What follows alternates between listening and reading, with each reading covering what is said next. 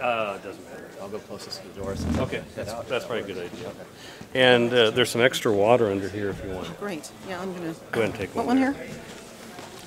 That's okay. I'm not going to peek our level. Okay. Unfortunately.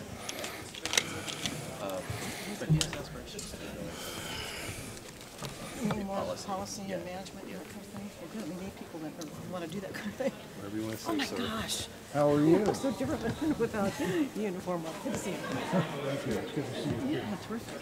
So glad you're here. How are you doing? I'm well. Thank you. So, Doing good? never been? Yeah.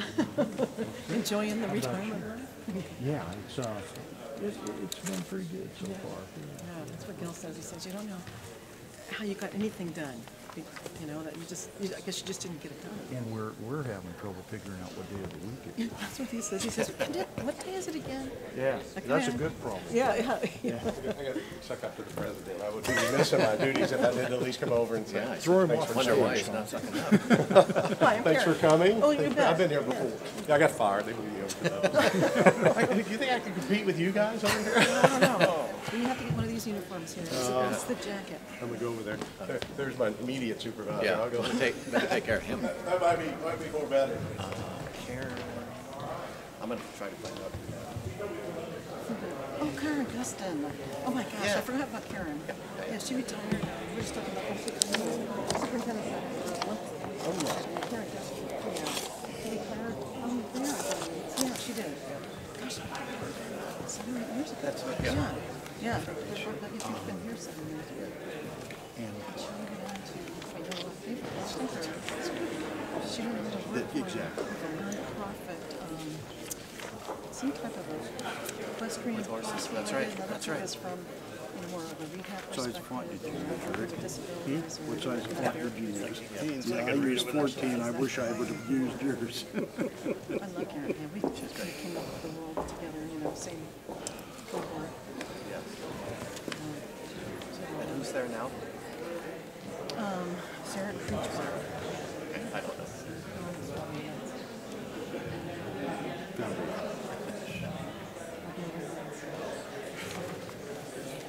How's she doing?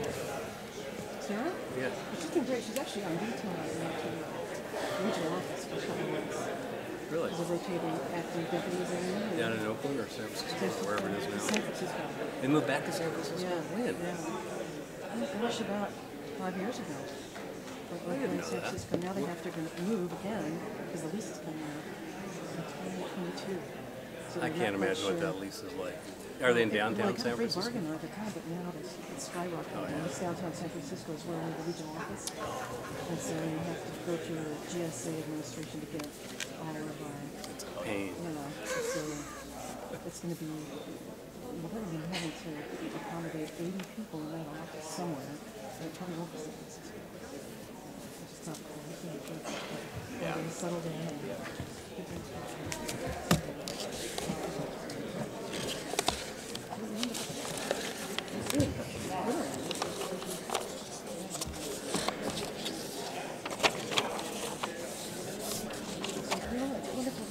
Thank you so much. It's great to see you. There he is. Good. So Gil's well? Yeah. Great. We got everybody in. Good to know. Tell him I gave him He'd be thrilled. Oh, yeah. Yeah. He'll probably sorry he didn't come up with me. He's kind of been hunkering down for the winter. Yeah, I get that. Yeah. You know, I just like going out. So I'm taking a couple of weeks off. Doing the user release things. Oh, yeah. I'm going to do the same thing. So sit around, pretend. Absolutely. Do it while you can. Get your head straight. Yeah. Take a couple of weeks and just, unless we have this government shutdown that's coming up. Well, that's true. That's true. So their first, we're dealing with a potential government shutdown right now. So the first, everyone will start ramping. We're already planning for it. You know, it's like to furlough employees, close everything down. We've gone through the drill so many times, so it's just take it off the shelf. Okay, this is what we're going to do. Everybody gets all worked up, and they start doing these regional calls, and so that's kind of our fire drill over here right now. So see. Thrills of spills being in federal service. Yep. I don't know why they're getting a good group here. It's usually a lot of family. when I've been to the meetings, there's usually a lot of family and colleagues. And Hey Bill, I don't know if I told you, but my younger boy's back in the area now at Olympic National Park. Is he? Wonderful. He was in Texas at the LBJ Ranch. Wow. And he called me. I would talk to him every Sunday when I was driving out to Anacortes to play pickleball. And one Sunday he actually was, he's 25 now, so he would have been 24. He started crying. He hated it. Well, he didn't like Texas, a lot of things, and he was lonely, all that. And so I felt so bad. I was thinking I would fly down, but it was graduation week, and we have 3 graduations. And so I get a call Wednesday, so that was a Sunday. Wednesday morning, like at 6:30, I'm driving out for a meeting, and I get a call from him and a Keegan boy up at 6:30 in the morning on the phone. Usually not a good thing, you know. And he goes, Dad, I've got some news for you. And I'm going, oh my God, he quit. You know. crash the car. Yeah. And he goes, I get a call from Olympic, and they offered me a promotion and a job. Wow. So, and which is, you know, I was living in Port Angeles. That's where the 2 boys grew up. So That's awesome. he's back. Yeah. That's awesome. Yeah. Great Yeah. news. Yeah, it is great news. Great news. And it must have been one of those things that meant to happen. Yeah. You know, to apply for it, I just... There's a few stories like that every once in a while. Yeah. You'll hear that it's just amazing how things have fallen into place. So I'm happy for both of you. Yeah. Yeah. He just stuck with it and said, Yeah. put his name out there and got me. I don't know how, you know, I was mentioning he was a seasonal for two years. He was working on trying to get us 24 months in as a seasonal. Yeah, and then you get have some sort kind of tenure. And Yeah. it's a 2-year thing. Once you get that, then you can compete for permanent positions, which is really wonderful, finally. Yeah. So he was adding those months up, and he worked at Olympic National Park for like an emergency month or something. And so they liked him. Obviously. Yeah, Liked him enough yeah. to offer him that This guy's job. a hard worker. That's Yeah. great. So he's a plumber. Is it? Yeah, he wants to go into administration. That's what his degree is. That's what my son did. Was he worked first certifying utility poles. Yeah. I don't know where he ever got that. Well, I do. It was from his biological father. And then he did that for about 10 years. Then they had a falling out, and he called. He said, "Dad, can you help me build a resume?" And I said, "Well, sure. I'd be happy to do that. What do you think you might want to do?" And we started playing that banter. Yeah. He got on with a plumbing company and went 6 months, and then jumped ship to a shipbuilding company. Oh, wow. And he's now a foreman with them and goes all over the world fixing those 210-foot yachts. I bet he's in demand. Well, he is. I bet. Yeah, it's People are amazing. trying to, and you can imagine what a specialized skill that is. Yeah.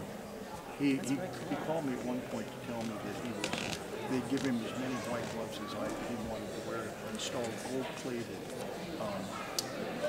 faucets and stuff, assemblies. So let me guess, this was in somewhere in the Middle East. Yeah. Lots of oil in it. Yeah. Huh. Well, that's very cool. He probably has great stories to tell when he comes home. Yeah.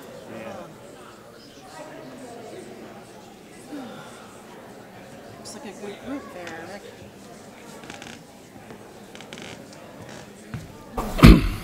Good afternoon, ladies and gentlemen. Welcome to the graduation of the 30th Park Ranger class at Skagit Valley College.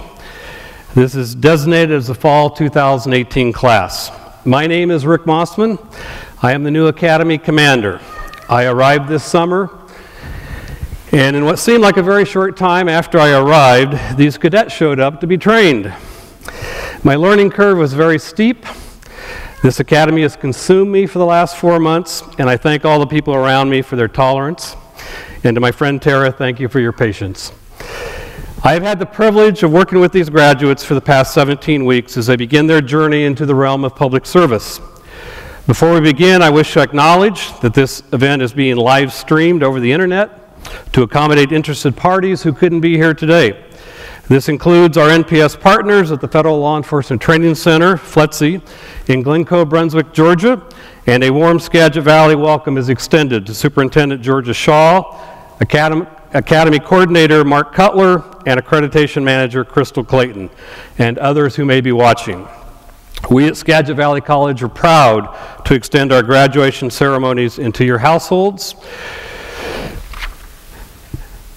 It is fitting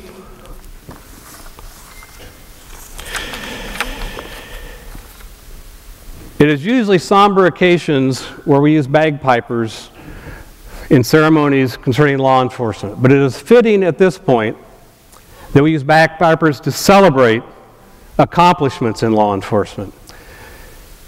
And with that, I would like to present the class of 2018.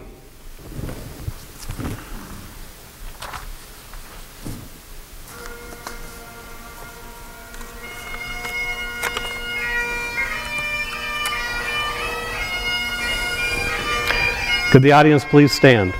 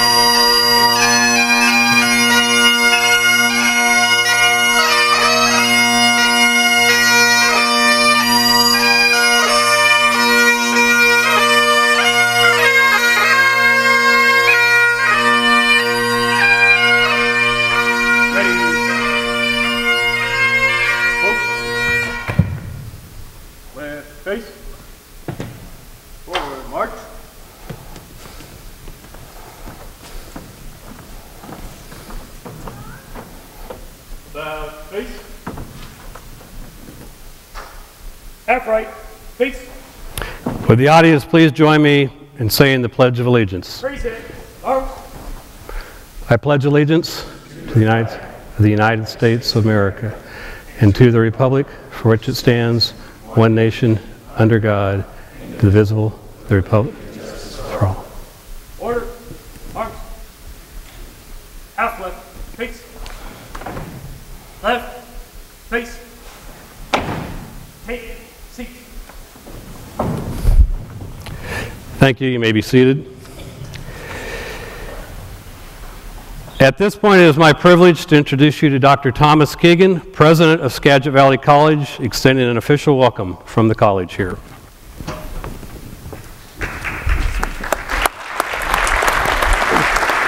Thank you very much. Well, good afternoon, everybody, and welcome to the 2018 Skagit Valley College Parks Law Enforcement Academy graduation. I'd like to extend a special welcome to the families and friends of our guests. It's nice to see so many supporters here today, and I'd like to thank you for being here, whether it's in McIntyre Hall or online watching today's ceremony. So thank you for being here as we are here to honor our graduates. The Law Enforcement, Parks and Law Enforcement Academy began at the college in 1991. It's one of only 7 seasonal law enforcement training programs in the country authorized by the National Park Service and accredited by the Federal Law Enforcement Training Accreditation Board, and it's the only one in the Pacific Northwest. It's been recognized over the years, actually annually, around the nation for its high quality and rigorous standards, and as a result, our students and our graduates come from all around the country to Mount Vernon.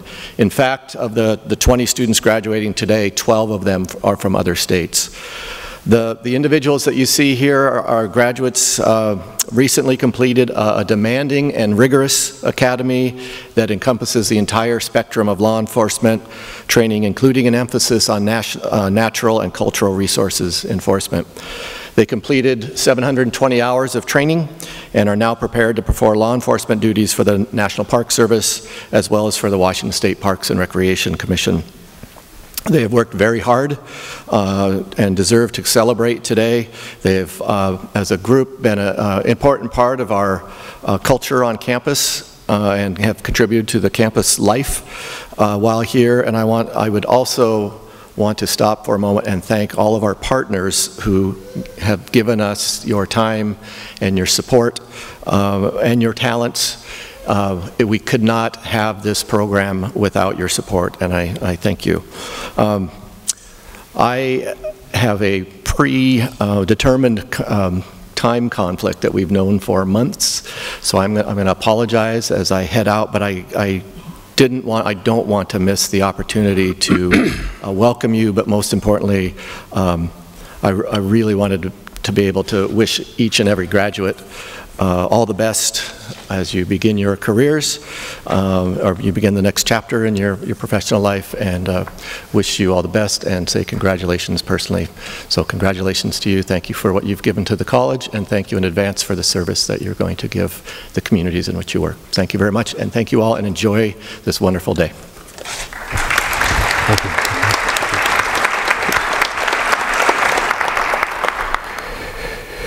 Thank you, President Keegan. As I mentioned before, I'm the new commander of the Academy. I arrived here last summer after spending 4.5 years directing the Park Ranger Academy in Rangeley, Colorado. And before that, a career of over 35 years as a National Park Ranger in 13 national parks from Alaska to Washington, D.C. I would like to welcome and thank all the faculty and staff members of Skagit Valley College here today, Academy instructors, role players, other agency personnel, family, friends, special guests, other students, and of course the 20 students we are honoring today. I would like all the adjunct instructors, evaluators, role players, and any others that helped these cadets on their journey this last 4 months to please stand. If you are involved in any of the teaching, I just want to extend my personal thank you to all of you, as do the cadets.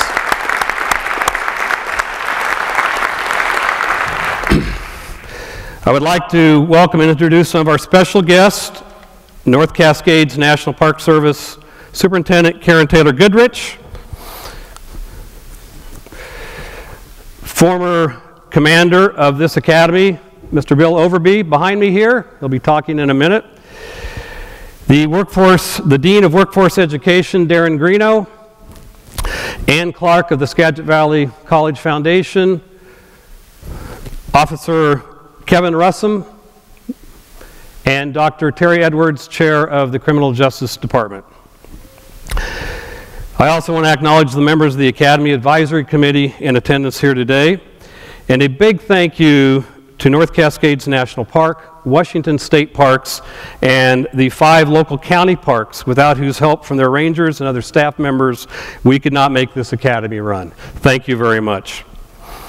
I would like to thank all the members of our law enforcement public service community here today. And cadets, I would like our military veterans of our cadets to please stand up. And those also in the audience, thank you very much for your service to this country. We appreciate that.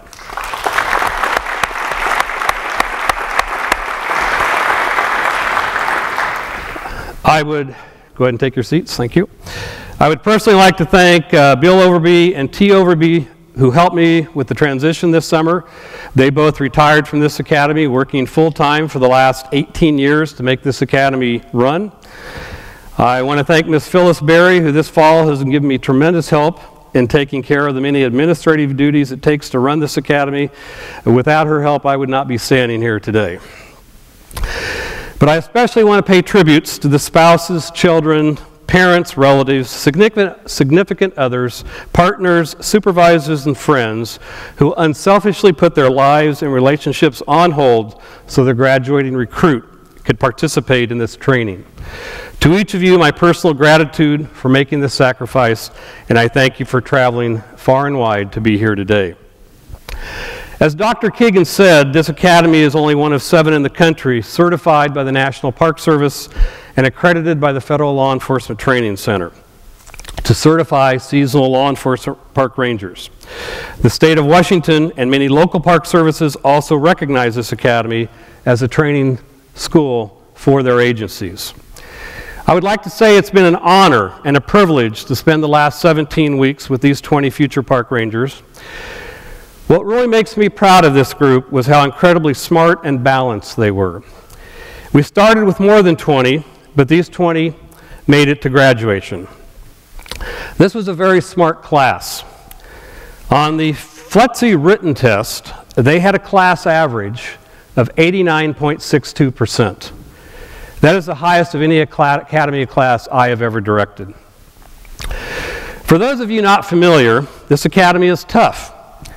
I hear comments constantly from other students, staff, and faculty about how hard you work and the conditions you work in. For those of you visiting here for the first time, let me say, this program is not like a normal college program where in a semester spread over 15 weeks, you go to class 3 or 4 hours a day. These students were up working out on their own, physical fitness, morning or evening, every day, running and weightlifting. Then in the classroom at 7:45 until 5 or 6 at night, Monday through Friday, some Saturdays, all in the space of about 17 weeks for 30 college credits.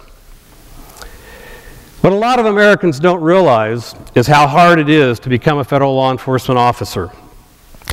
I would argue that the federal standards and the Washington State Park standards for a law enforcement officer, physically, medically, and the practical and academic testing standards are some of the highest in the country. These students go through the same length of time as the basic federal law enforcement students from most federal agencies go through at Fletc. We're held to the same curriculum and standards. Just meeting the medical, physical, and integrity standards to be accepted to this academy is commendable and something to be proud of. During this academy, these students take 6 Fletc written tests, other written tests, practical scenario tests, practical labs, and physical tests. Again, these are the federal test requirements which they must pass to graduate. We as a college have no control of these federal standards or these written tests. The instructors and I don't see the test beforehand. They're delivered from Georgia via computer to the students. So instructors can't do something easy like teaching to the test. They have to cover the material to the students completely, and the students have to learn the material and understand all the material. These students have done nothing more than eat, sleep, study, and be in class for the last 17 weeks. We started this academy in August. These 20 stuck it out, made sacrifices, studied hard, bonded with each other, helped each other, and formed a team and are here today. I salute each of you for that. These students came here to learn how to be a park law enforcement ranger. Law enforcement is an honorable occupation. There is an essay written by retired Police Lieutenant Dave Grossman called On Sheep, Wolves, and Sheepdogs. The gist of that essay is that our society is made up mostly of sheep with a few wolves that prey on the sheep. It is the sheepdog that stands ready to protect the sheep from the wolves. You cadets have chosen to be sheepdogs. About 1,000 years ago, a Templar knight was involved in defending a castle. After the battle, a young boy asked him if killing was a noble thing. As the knight looked at the blood and carnage around him, he replied, "No, killing is not a noble thing. But a life fought for others who cannot fight for themselves is a life worth living. That is a noble thing." These cadets have chosen to fight for those who can't, be they grizzly bears, trees, mountains, or park visitors. These students not only want to be just law enforcement officers, they want to serve in the national parks and state parks of America as park rangers. One of the most incredible occupations in the world.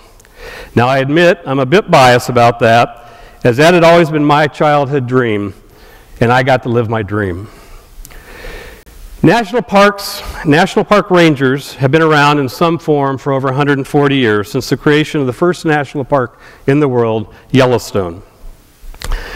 In 1880, a man by the name of Harry Yount was hired in Yellowstone as a gamekeeper to stop poaching. And after only 14 months, he resigned. He resigned because he said he couldn't do it by himself. In his resignation letter, he wrote, "A small but reliable police force is the only practical way to stop the wanton slaughter of wildlife, forests from fires, and enforcement of other laws." Based on his suggestion, Congress sent in the United States Cavalry to run the parks temporarily until a civilian police force could take over. In 1907, Army General S.B.M. Young, who was the acting superintendent of Yellowstone National Park, was asked by President Theodore Roosevelt to devise a plan for a civilian guard force to take over the Army duties in Yellowstone National Park and other parks.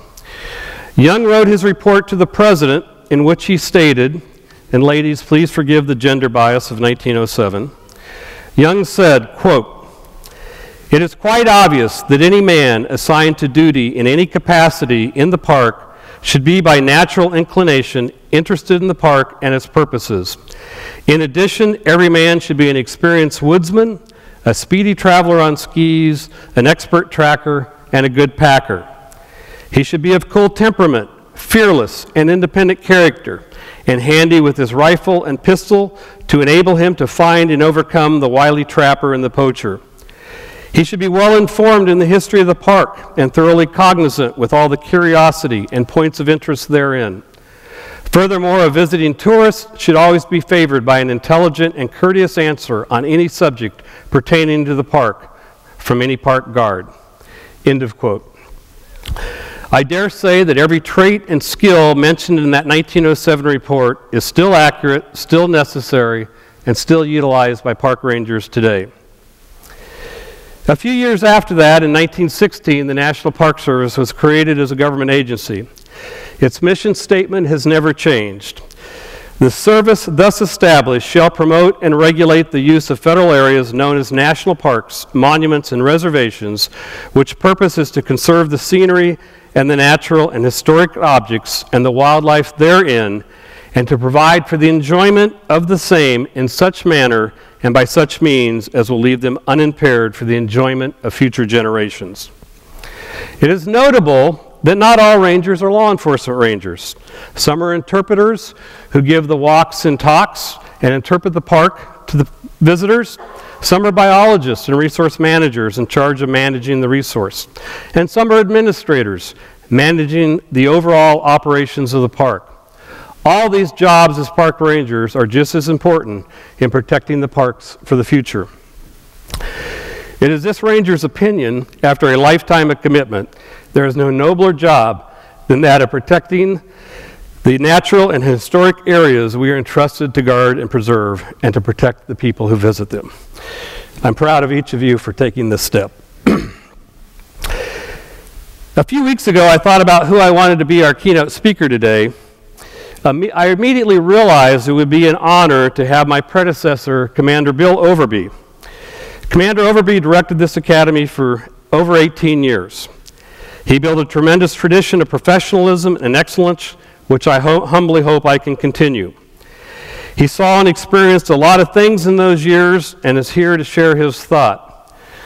On a lighter note, when I arrived here this summer, I met one of the faculty members who looked at me and asked if it was part of the job announcement to have gray hair, a gray mustache, and a resemblance to Bill Overby.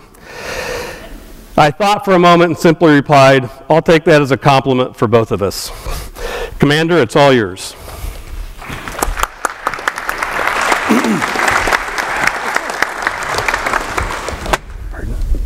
Good afternoon, folks.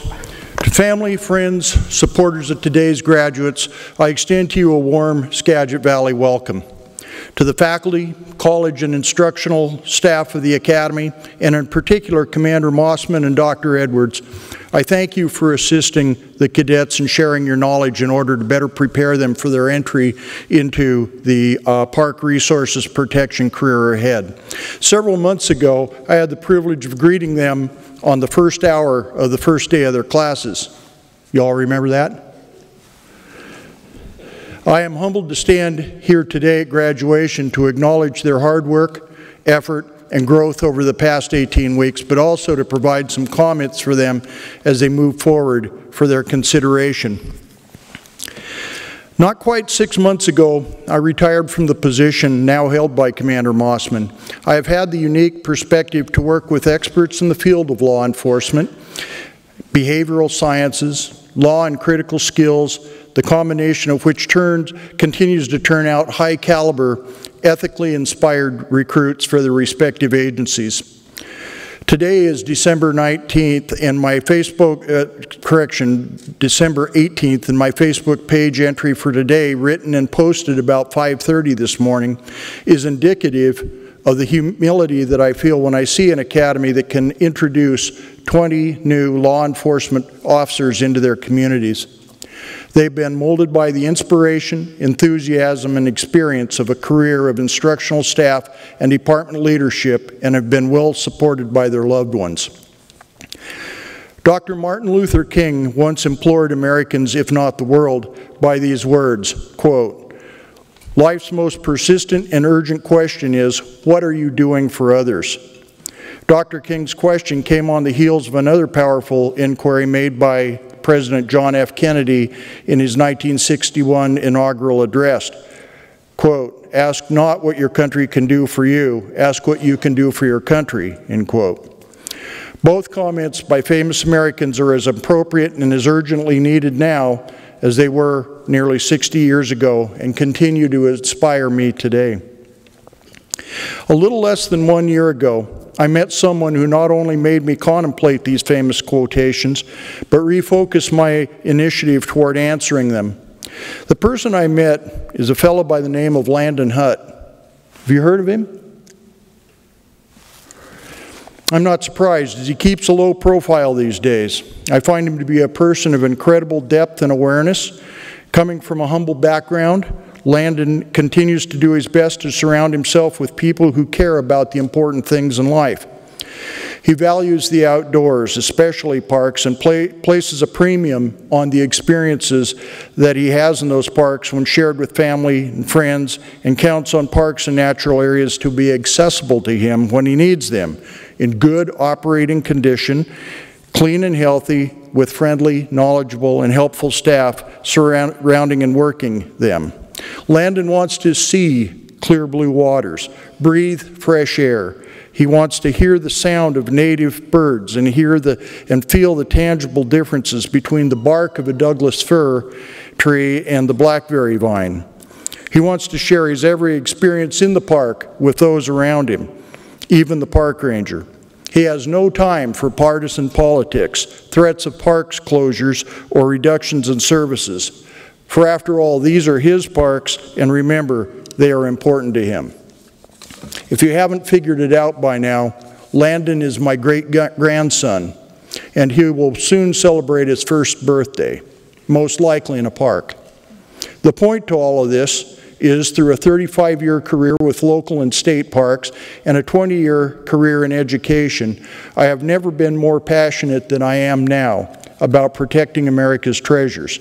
And I have to encourage you, as the next generation of park rangers and law enforcement officers, to do all you can to keep your parks, communities, and lands under your stewardship in the same or better condition and quality as found today, for Landon's grandchildren to seek their dreams. You might ask, now that it's nearly over, why the curriculum and focus of the Academy didn't include greater emphasis on science or technology. It's true, many innovations will make your patrol work, investigations, and your safety easier, and will provide you with more certain information and quicker outcomes. However, the work you do starting next week the important work of patrol and the discipline of policing is a very grassroots, boots-on-the-ground kind of thing. Your ability to politely, confidently, and skillfully engage in face-to-face communication with other human beings, saying the right things at the right times and listening well, is where true service begins. Our best efforts have been to provide you with the techniques of practicing situational awareness and simply knowing which questions to ask at a given time, and that will serve you well. Competence is an essential ingredient to your long-term success, so be a lifelong learner and a volunteer. Your quest for performing quality public service begins with passion. There will be times when you may not really want to go into work, and no one who will experience some of the more distasteful things that you will on this job would blame you if you didn't. However, the community, including the folks in this audience and beyond it, and for some of you, the world, depend upon you to serve them reliably, confidently, and above all, ethically. Understand there will be some frustrations in your service. You may not get the shift you want or that you would like. Your partner may not hold the same values as you. Your supervisor may not see the bigger picture, or if he or she does, it may very well not include you. Your service commitment to your community is not the same as Burger King. You don't always get it just the way you want it, when you want it. Here's a suggestion: be flexible. Roll with the punches. Keep your sense of humor, because you'll need it. Remember, success only precedes work by its placement in the dictionary. Work hard, never stop learning and growing. In just a few minutes, you will receive your symbolic oath of honor from Agent Russum. Some days after that, you will receive your department's badge. The badge is a symbol of public trust and confidence in you, your department, and your trainers that put you in a position to wear it. Never let that badge become tarnished, either literally or figuratively, because when its reputation is sullied, that's when public confidence diminishes and service suffers. In concluding this speech, I ask you simply this: serve the public fairly, with a smile, with ample amounts of respect and humility. If the job fails to motivate you for some reason, then move on to another occupation. Your park and community deserve this. So do you, your department, and your loved ones. In congratulating you today, I wish you nothing but the best of health, happiness, and success in all that life and public service has to offer. Indeed, congratulations on a job well done. Strong work. Thank you, Commander. Thank you, Commander Overby. There's one slight change in the program here. It says we have Dan Chemichi, the Acting Chief Ranger at North Cascades National Park.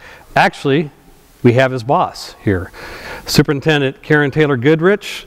I just want to mention that the Park Service is a family. It's a small government agency. We work all over the country, and I had the opportunity to work with Miss Taylor Goodrich and her husband 30 years ago in Grand Canyon National Park, so we've known each other for a long time, and it was nice to meet up with them again once I moved up here this summer.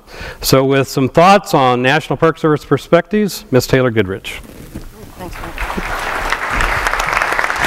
Thanks, Rick. Commander, most importantly, graduates and family. Graduates, congratulations. I'm really excited for you. And I have some prepared remarks, so bear with me here, but from my heart, I mean, this is an exciting time in life when you're starting out and moving forward in your career. So my job today is to talk about national park perspectives, but I wanted to do it from more of a personal level. So when Rick asked me to speak, I started thinking about my own journey in the National Park Service. What I found working with the college here is well, when I have an opportunity to come to these graduations, is being able to welcome you all as family members and thank you for your support of these students. And throughout your career, you're going to continue to value that support, because oftentimes it might mean sacrifices and moving and just the need for having family and friends and colleagues support you during times that are less than certain in our world. And so thank you all, family and friends and colleagues, for taking care of our graduates and continuing to support them as they move forward. So my journey began, I'm lucky, I must say, that I've been fortunate to work in a long and rewarding career with the National Park Service for a number of decades now. I won't go into exactly how many, but Rick kind of gave you a hint there that it's been a long time, with a major portion of that being a law enforcement ranger in the field. I'm representing not only the National Park Service North Cascades National Park Complex, and we turned 50 this year, by the way. This is our 50th anniversary, so this is even more special for me to be able to speak with you today to recognize our achievement as well. But I also represent the Department of the Interior and all of the employees across the service and all of the parks and offices in the National Park System. So reflecting a little bit on my own career as a park ranger, from working deep in the field as a seasonal ranger in Yosemite National Park for almost a decade, to now serving in a leadership role as the head management ranger, if you will, for a large national park. My experience started attending academy, just like you all today. I had graduated from the academy many decades ago, but I also had the opportunity when I was a permanent employee to graduate from the Federal Law Enforcement Training Center while I was in Yosemite. Eventually I moved on to, and this is many years later, as the National Chief Ranger in Washington, D.C. For many years, with oversight over the seasonal academies as well as the National Park Service Law Enforcement Program at the Federal Law Enforcement Training Center. So the path hasn't always been, my path hasn't always been easy, especially breaking ground early on in the National Park Service law enforcement period as a female, with joining a couple handfuls of other women contributing to a diverse movement to work within the law enforcement field in the system. But it's definitely been rewarding and challenging, and that's really what's kept me going. Every day has been a learning experience. Even now, as this management ranger, I learn something new every day and feel challenged, and it gives you a lot of energy as you go through your career. There's no dull moment, or very rarely there's a dull moment, no matter the type of park you work in. But also, really, for me, it's contributing to the protection of park resources while helping people visit those resources. And it could be residents, and it could be employees, or it could be those visiting. It's also been important, and I hope you are feeling the same way, to be able to build a career around something you're truly passionate about. And thank you, Rick, for reading the mission of the National Park System. As a matter of fact, one of my favorite quotes from Teddy Roosevelt captures that sentiment of working hard at something you really love. And he said, "Far and away, the best prize life offers is the chance to work hard at work worth doing." So I hope you all feel the same, that this is work worth doing in your lives. Another thing I reflected on is, what is the real essence of ranger work? And sometimes it's lumped all together in academies or in other places in law enforcement, be it in local, state, or federal areas. It will differ. And the first thing that comes to mind for me is the multifaceted responsibilities that we have and expect from the positions that you have. They're inherent in those positions, in particular, the dual charge to not only protect vital natural and cultural resources, but also protect the people and help the people that are visiting, and like I mentioned, the communities and residents and employees that live in these special places. So as you know, and I think both Bill and Rick brought this out, rangers have many more duties outside of the strictly law enforcement spectrum. wildlife management, emergency medical and search and rescue services, all hazard incident management, wildland and structural fire response, accident and criminal investigations, even international border operations in some cases. The list is long, and I know you get that, and perhaps that's why you decided to go to the academy and to make this type of public service your lives. I know it was for me. I believe the rewards for this kind of work can be many, especially if you enjoy problem solving and teamwork. And from what I've heard so far with the 20 of you, you've had a lot of strong teamwork and bonding, and hopefully had some fun along the way. And what I found in my seasonal academy, and Fletc as well, is I stayed in touch with a lot of those folks. And even today, Rick mentioned this is a family, it's a relatively small organization. You never have to say goodbye in the National Park Service because you're going to see your colleagues again at some point. It might be 10 years, but you'll see them again. So it's really great that you're building this foundation with each other now, and as you follow each other in your careers, and maybe even working together again at some point. So that would be, I mean, to me, that is one of the benefits of being in public services, that their skills are important no matter where we go in the system. And it could be a local park, a state park, and I'm speaking from the federal perspective, and it's just a very important part of who we are, is that camaraderie and that ability to have colleagues that are kind of spread around the country and have different skill sets, and you can capitalize on those experience working with those folks and learning new and having new challenges. One of the things I found really important, at least for me, and satisfying work is working across the disciplines, at least in our agency, and I suspect in the state park system very similar, and many other agencies, is working with the full range of people that make your unit tick. And it could be from administration to maintenance to interpretation, education, other types of research that might be done, but it's being able to, cross-fertilize with some of those folks, because you're picking up good information and it's transferable to the kind of law enforcement work that you do. It all brings depth. I also think it's important that we work across, well, it's more than important, it's essential that we work across jurisdictions and boundaries. And for me, it's a special privilege, and it highlights in my career as being able to work with high-performing professionals at local, state, tribal, federal, and even international levels to achieve the kinds of goals we have as in public service and the protection of these resources and the people that are there to use them and live in them and work in them. I also think it's an opportunity to expose yourself to different perspectives and understanding of a complex array of public land management challenges and human relations challenges as well. And all at once, you'll be able to have to tackle significant issues in parks and significant opportunities, both positive and then more challenging. But it all provides an opportunity to broaden your own perspective and look for solutions together as a team with not just your own agency, but with others that are going to help you resolve those issues. There are also other rewards, and you've already figured that out, and I believe Bill and Rick certainly hinted at that.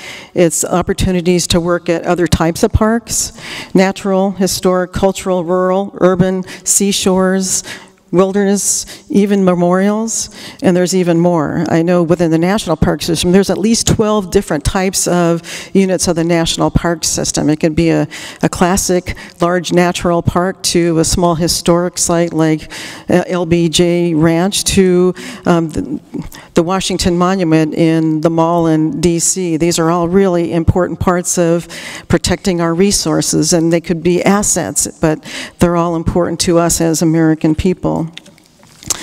I also think being part of an evolving ranger workforce can be rewarding. I know it has been for me.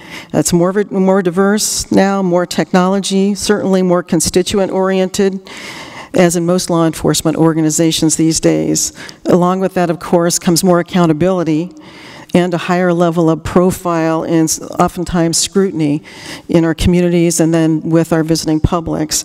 But I think that's all part of it, and I'm glad to be of service in that sense, to maintain the integrity, and public service is, for me, is forefront and a critical part of being a law enforcement and public service representative. Well, additionally, I think the job market is good. Certainly in the National Park Service, it's good right now, and hopefully you know that. Rangers, I think, are in demand. I can't speak for the other agencies, the state or locals, but as people like myself and other baby boomers start moving on and moving out, we need good, talented people to take the reins and move into not only operational positions, but into supervision and management positions. So as you build your career, and certainly a strong foundation in operations is what kept me ticking, and it provides a perspective as you move into supervision and management that will make you certainly more credible with the people that you'll supervise, but also you'll be able to look at things from all different sides. So I think my time is up right now, but in closing, I just want to welcome you to public service. If you haven't already ventured there, I welcome those of you that are currently in public service, especially our military veterans. Welcome back, and we're very glad you're here. And I thank you for choosing the path, and we support you and encourage you to take advantage of the opportunities of being in public service and the rewards that come with being in public service. So congratulations again, bon voyage, and thanks again for the opportunity, Rick, to speak with you today. That's it. Thank you. At the beginning of the academy, kind of for logistical purposes, I divided the class into two districts, the Mather district and the Albright district. For those of you not familiar with those two names, Stanley Albright and Stephen Mather are considered the two founding fathers of the National Park Service. Mather fought for the creation of the National Park Service and became its first director. Albright became the first superintendent of Yellowstone and the second director of the National Park Service. Both of them had great influence at the turn of the century in creating and making what the national parks are today. So it was fitting that we named those districts. At the beginning of the semester, I asked the cadets to, I selected two cadets to be the district rangers. One was Cadet Jesse Picard and one was Cadet Michelle Cunningham. The second half of the district, and everybody was told this beforehand, the second half of the academy, I let the cadets vote for two new district rangers. Two selected were Seth Perrier and Jesse Picard. They would both like to give some thoughts on their time here at the academy. We will start with Seth Perrier of the Mather district.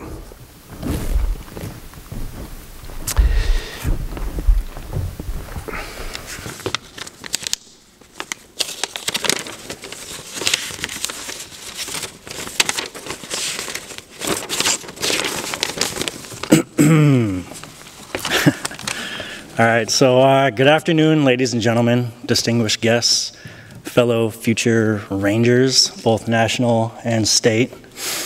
Yes, Jesse, you're a ranger today, so bear with us.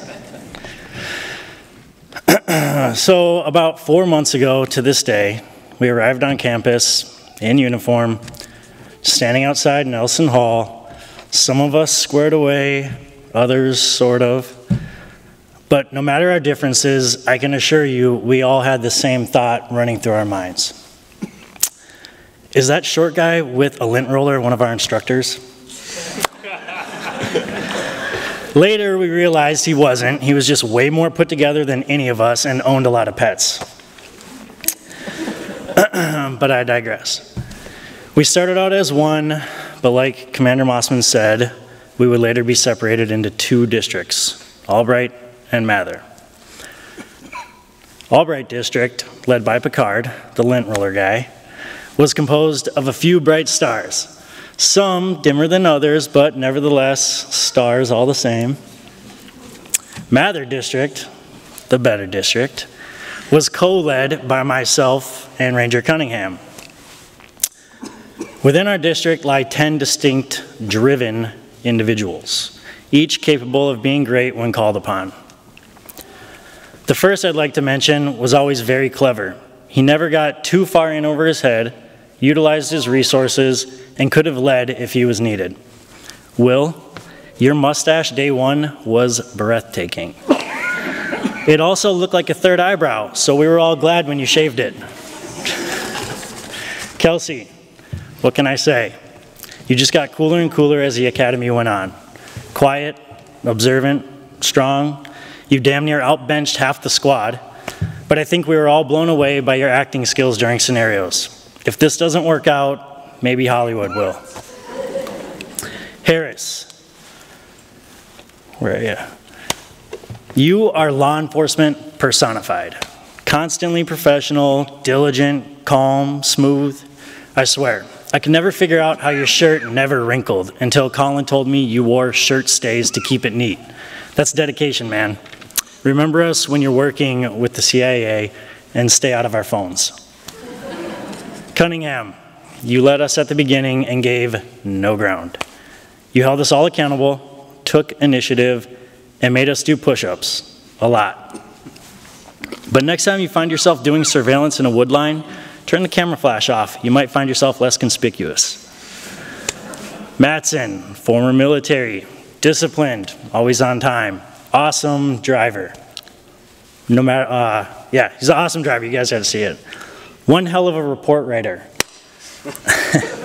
But when you first spoke, we all could have sworn you were from Kentucky. He's from Illinois, y'all. Jake, for a while you didn't say much, but when you did, it was always some obscure random nature or safety fact that only a ranger should know. I think it's safe to say you found your calling. Weber, my dude. You were fearless, man. Always ready to go first no matter what the task.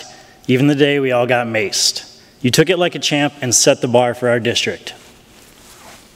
Tony, you left a 6-figure job to pursue your dream. It's a 5-figure dream, but that's beside the point. You kept a good sense of humor all academy, and most importantly, you beat Will in the run on Friday. If I had to pick most improved, it'd be you, buddy. Trenton, you belong in the forest, brother. You're one of the nicest and fastest people I've ever met. I would know, considering he beat me in the run by 2 seconds and immediately smiled and said, good job. You embody that friendly ranger vibe Commander Mossman describes, and I think it suits you beautifully. All joking aside, during this academy, whenever we took a test, went through scenarios, or had a practical exam, I would assess my performance and ask myself, would I want me as a partner? If the answer was ever no, I knew I should probably pick a new career. I can honestly stand here today and say, although I may not like you all the same or get along with you all the same, I'd be happy to have you as my partner, both Mather and Albright. I can only hope you feel the same. Good job, guys. I'm proud of you.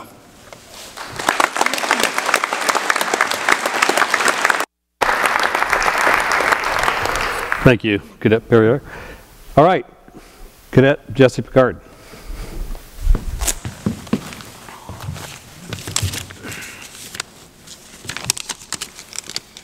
Is it snowing in here? Dear ladies and gentlemen, thank you all for joining us today for such a momentous occasion. My name is Officer Jesse Picard. I served as one of the district leaders during the entire portion of the academy, thanks to my fellow cadets. Luckily, I wrote this down. As these guys know, I'm not goodly at wordly stuff, so bear with me. So I'll spare you from my ramblings, and I cut out a lot of 4-letter words, which made about half the size. So, anyhow. Albright District, please stand for me. Stand up, there you go. All right. I'm proud of you guys for coming together and being such a strong team. You all should be proud of yourselves. Thank you very much for what you've done. Now sit down. First of all, I'd like to thank those who made this moment possible by providing us with the training and support over the past few months. Would all the PLEA instructors please stand to be recognized? I know Commander already called you out, but please stand.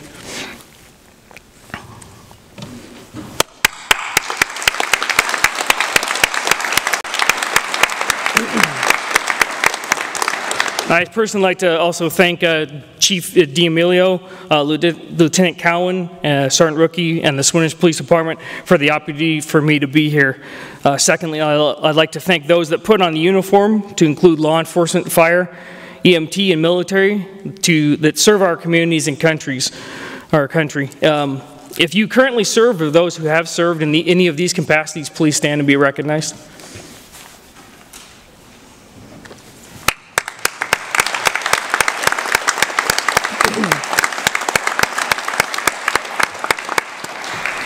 Last but certainly not least, thank you to our friends and family who have shown the greatest support to us. I would personally like to thank my wife, daughter, mother-in-law, Lori, my mother, my family, and my friends for everything you've done for me. I've lived quite the adventure the past number of years here, and I'm glad to be starting this chapter of my life. To speak of chapters in the life, I'd like to get down to the meat and potatoes of the speech here. The beginning of this chapter is a test, all right? Usually tests come at the end of a chapter, but this chapter is going to be different. This is a test of will and the time for each of you to reach down and question the decision you are about to make. The question is, do I really want to be a law enforcement officer? Make no doubt about it, whether you choose to be a street cop as myself, a state park ranger, pardon me, a national park ranger, or a city park ranger, county park ranger, you are law enforcement. The hardcore truth is that some people just aren't cut out for this line of work. Imagine yourself cold, tired, wet, as you search for a stranded hiker at 1 a.m., mid-January, on the steep slopes of some unforgiving mountain. You know deep down at this point you are no longer involved in a rescue. You are now involved in a body recovery. Again, imagine yourself driving code to report of an infant who's not breathing. Pardon me. You run in the door, discovered a frightened mother holding her now purple child to her chest. Imagine a traffic stop where you meet that guy. This guy who has warrants, drugs in his pocket, a gun under the seat, and he's refusing to go back. He's not going back to prison. He's not going back to jail. The next thing you know, you find yourself in a fight for life, and backup is miles away. Why would anyone put themselves in any of these spots intentionally? Because the world needs these people. The world needs people like us. I can answer the question for myself, and I cannot answer the question, nor can anyone else answer the question for you guys. I want you to be the one who stumbles upon that lost hiker. He's alive. I want you to be the one who starts CPR on that infant. I'm a dad now, so yeah. And hears the cries, and the color returns to their lips.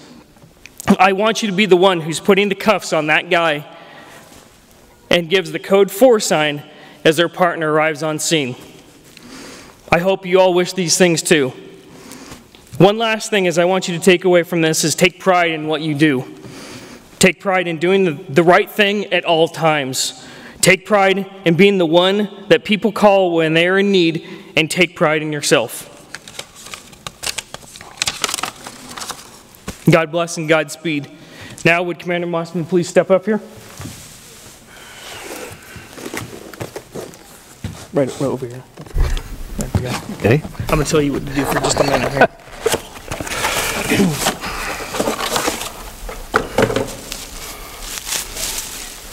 I'd like to present to you with this plaque from the Parks Law Enforcement Academy and myself for a job well done. We appreciate it very much. Thank you very much. You're very welcome. Thank you. Thank you.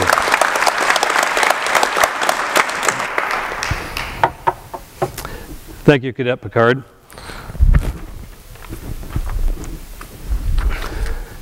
What we're going to do now is present some award certificates. What we're going to do is I'm going to read through these awards. Cadets, if your name is called, please stand and remain standing through all the awards. Audience, let's hold our applause until the end of the awards.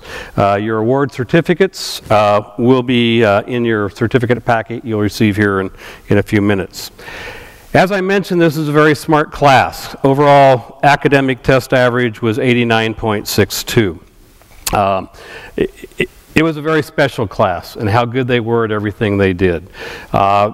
I'm new here. All the instructors were new to me. I got to know them all throughout the academy. And I have to say that one thing they all said to me, and I don't think they were blowing smoke, they all said that this was a very good academy class, one of the best they'd seen in many years. And I think that's very true. In firearms, with a perfect reduced light pistol score, Seth Perrier. Perfect patrol rifle scores, David Bruner, Michelle Cunningham, Paige Dennis, Colin Gerard. Austin Harris, Mr. Harris scored perfect on both his qualification rounds. Mr. Jesse Picard. Highest firearms score combined, marksmanship pistol, reduced light pistol, and rifle, Austin Matson. One of the things they do is they do emergency vehicle training where they learn to drive vehicles very fast, make sharp turns, stop abruptly, and try not to hit too many cones. There were 3 awards, and they are actually going to be receiving the little cones you see next to the podium. These 3 individuals. Best qualifying run, Colin Gerard, 2 minutes and 29 seconds. Skills Course Top Gun Award, David Bruner, 1 minute and 26 seconds. And the EVOC Course Top Gun Award, Austin Duty, 2 minutes and 27 seconds. Part of this academy, what they had to pass was what's known as the PEB, or the Physical Efficiency Battery. That's 5 events. It's a 1.5 mile run, an agility run, a bench press, a body composition test, and a flexibility test. They are scored on 3 of those events. To pass, they must score in the 25 percentile or above. The scores are age and gender adjusted. We did a test the second day of class, and we did a test last Friday. I will tell you, we also did a test in the middle of the academy. I will tell you that the first test, there was about 6, 7 people that failed some portion of the PEB. In the middle session we did, there were 6 or 7 that came very close but failed some portion of the PEB. We did it last Friday, and almost every cadet had improved from day 1 by 15 to 20% in their scores. They did tremendous. I was really proud. The best overall and highest male score was Seth Perrier with a score of the 98th percentile. The highest female score was Rachel Gonzalez with a score of the 85 percentile. As I said, the majority of cadets improved their scores by 15 to 20%. But I would like to recognize those that improved the most, male and female. The most improved by a male was Cadet James Weber, who increased his PEB scores by 29% in 17 weeks. Our most improved female was Elisa Gorham, who improved her score in 17 weeks by 29.67%. Good job. Academics, the highest average score on the 6 Fletc test was Michelle Cunningham with an average score of 95.33. And the highest overall achievement for testing, this includes written tests, scenarios, labs, driving, practical tests. I had 2 people near the top. They were 1/100th point apart. To me, 1/100th of a point is within the margin of error. So I'm not going to say who beat out the other. But I'm going to recognize both of them, and that's Tony Amon and Austin Harris. The last award I want to mention is one I asked for yesterday. It's called the Partner Award. I asked the cadets to each come up with who of the other 19 classmates they would want as a partner, whether it was to ride in the car with them or on horseback with them, to back you up on a felony stop. Who would you like to sit around the campfire with on backcountry trips and tell stories? Who you would want belaying you as you rappel down a cliff, backing you up in a gun battle, Whatever criteria you want to use, who would you want as a partner? If you could choose, which of your classmates would you want?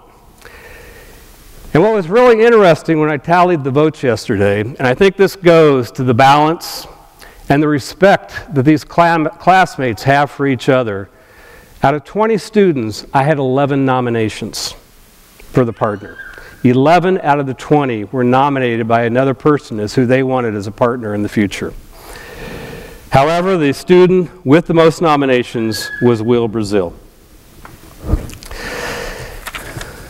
Thank you all for high achievement.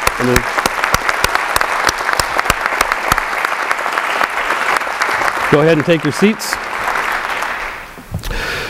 All right, what we're going to do now is we're going to present our students with their certificates. Let me just tell you a little bit about what we're going to do. They're going to come up here. They're going to receive a certificate. It's going to have all their certificates, their awards they received throughout the academy. They're going to walk to the middle of the stage. In law enforcement, it's tradition that you have your badge pinned on. Well, these folks don't have jobs yet, for the most part, and so we're going to do a symbolic pinning.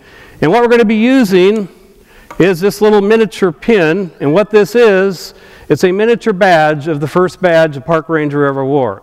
This was the official park ranger badge. It's considered the first park ranger badge worn by the Yellowstone Park Scouts from 1894 to 1916. With that, they will be pinned in the center of the stage. At the end of the stage, they're going to come to me.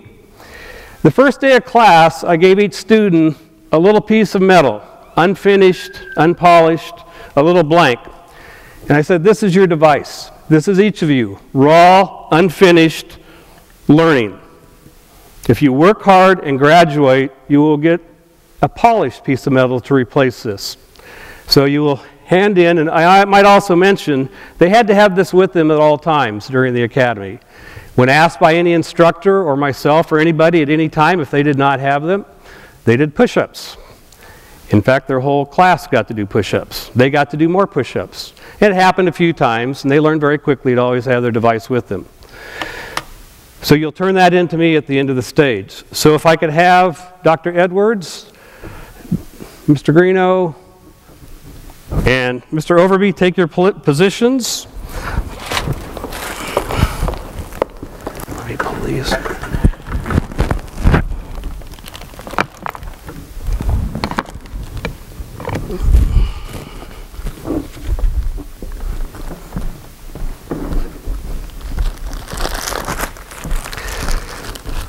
And in good government form, the cadets are going to be named off in alphabetical order.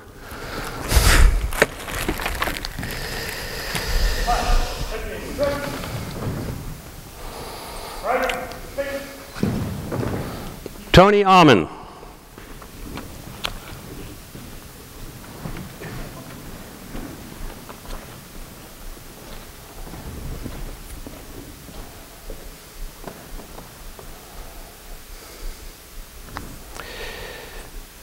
David Bowen.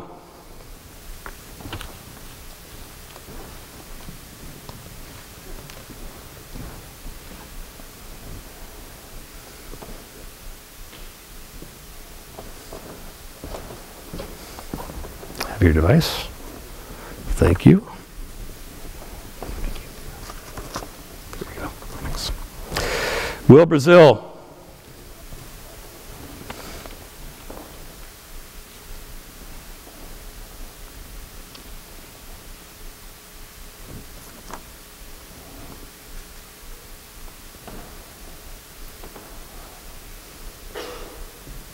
David Bruner.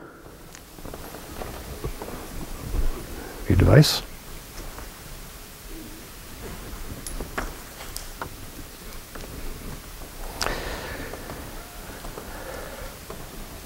Michelle Cunningham.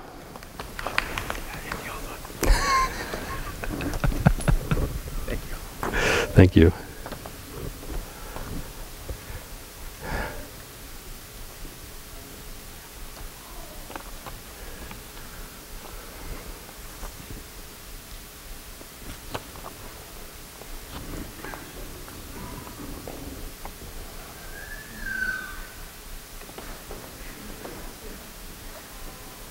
Paige Dennis. Thank you. There you go.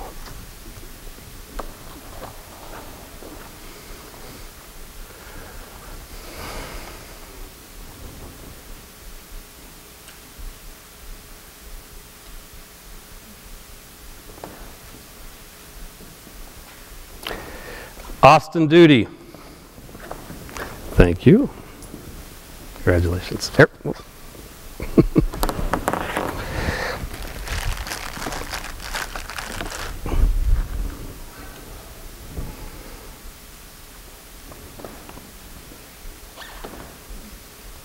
Colin Gerard. Do you have your device?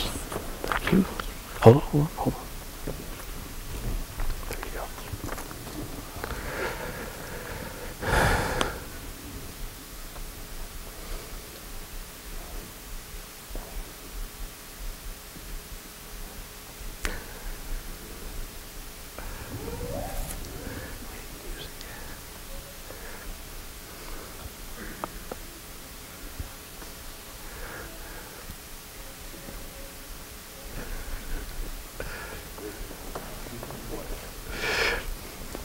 Rachel Gonzalez. Yep, thank you. Hold on. Thank you.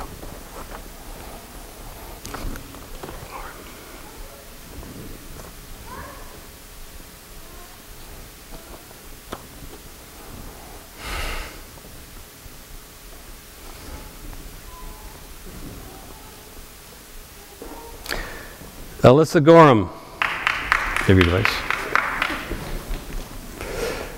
Thank you, good job.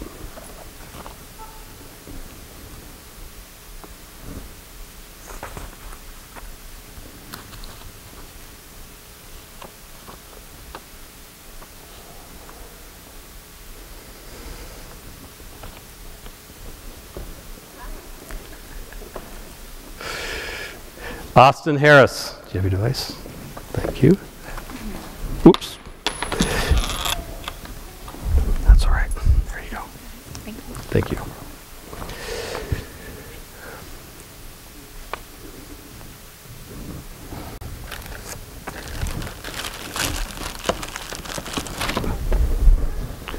Sage Hogue. Thank you. Congratulations. There you go.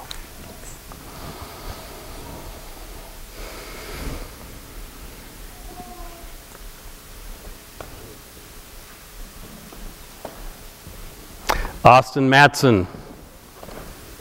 Get your device.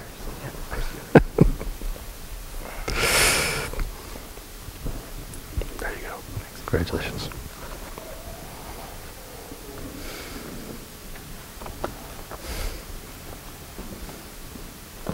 Have your device. Seth Perrier. Hold on, hold on. Now take my hand. Now take this.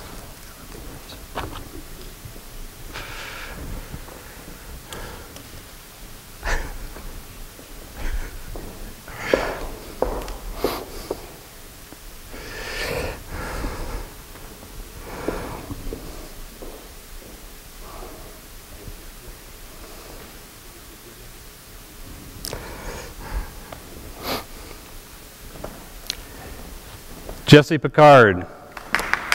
Congratulations. Do you have your device? There you go.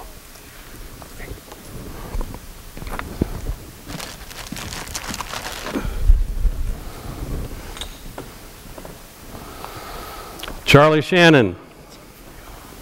Thank you. Hold on, hold on, hold on, hold on. There you go. Thank you. Thank you. Good job.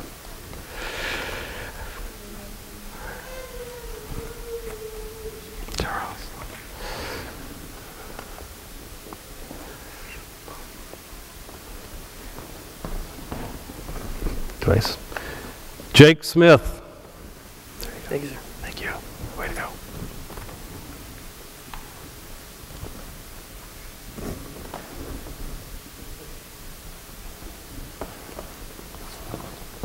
Kelsey Smith. Congratulations. Thank you, sir. There you go.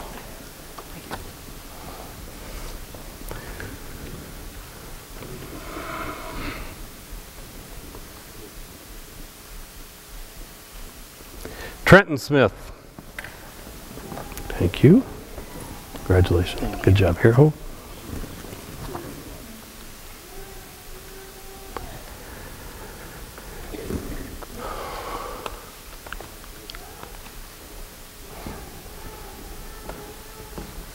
James Weber.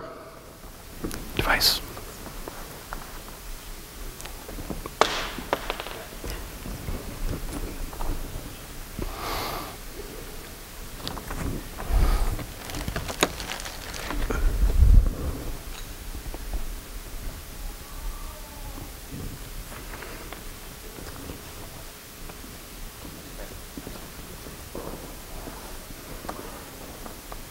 Thank you.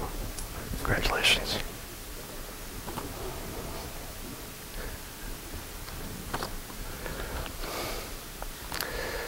Thank you.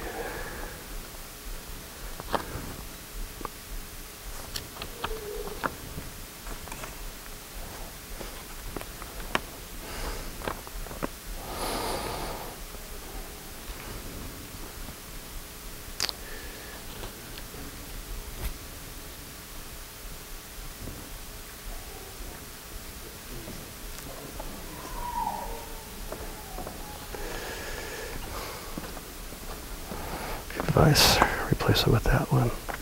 Congratulations. Thank you. Thank you, distinguished guests. Take your seats.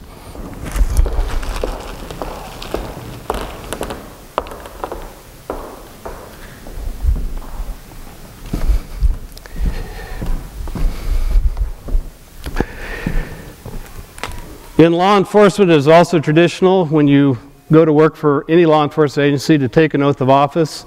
Again, since these folks don't have jobs yet, we decided we would do a symbolic oath of office.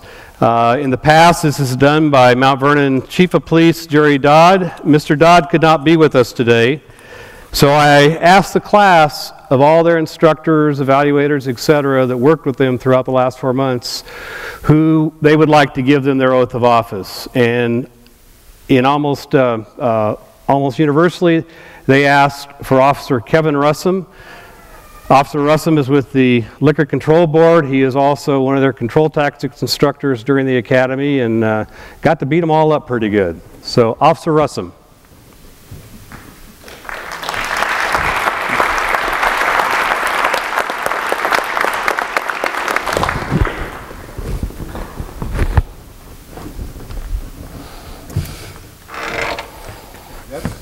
Raise your right hand.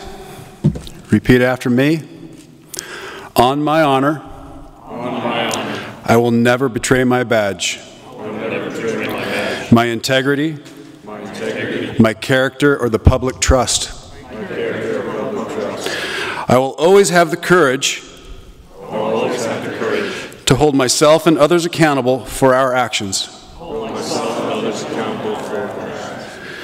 I will always uphold the Constitution, my community, and the agency I serve.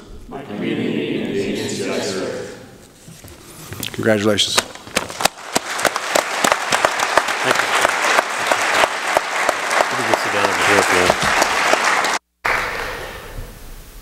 I just want to end with this. As we celebrate the 103rd year of the National Park Service and the 105th year of Washington State Parks, it is important to realize the national parks and the state parks represent the best of this country.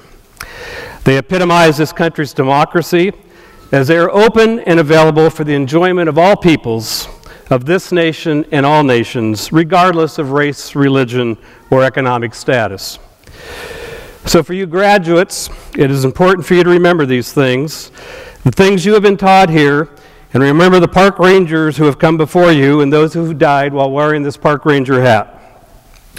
All of whom were carrying out their duties are protecting grizzly bears and mountains, forests and ocean beaches, are protecting the historical and cultural sites that define this nation, and are protecting the visitors of generations past, present, and future. I hope each of you from this point forward can live up to their professionalism and those ideals. Each of you worked very hard to get to this day. Go out, wear your uniform with pride, stand tall, and be proud. I present the graduating class of fall of 2018.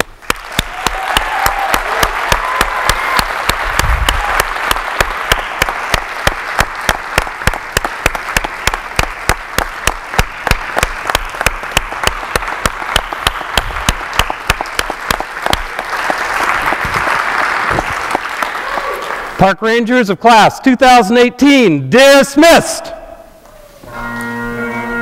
Right, place. Detail, halt.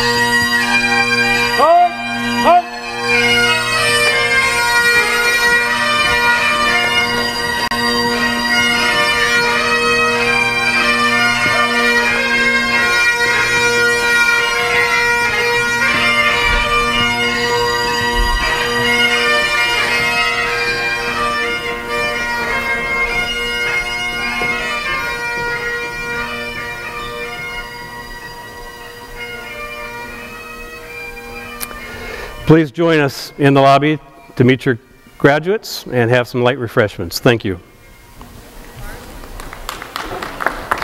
Great ceremony. Huh? Good job. That was a great ceremony. Well done. I'm sure it wasn't done as good as you did. Oh my God, it was much better actually. You've been there, you saw it. You guys, I want to just be political and say it was equally fine. It was wonderful. Both of you did a great job. That wouldn't hurt me, but I do have to put James Weber.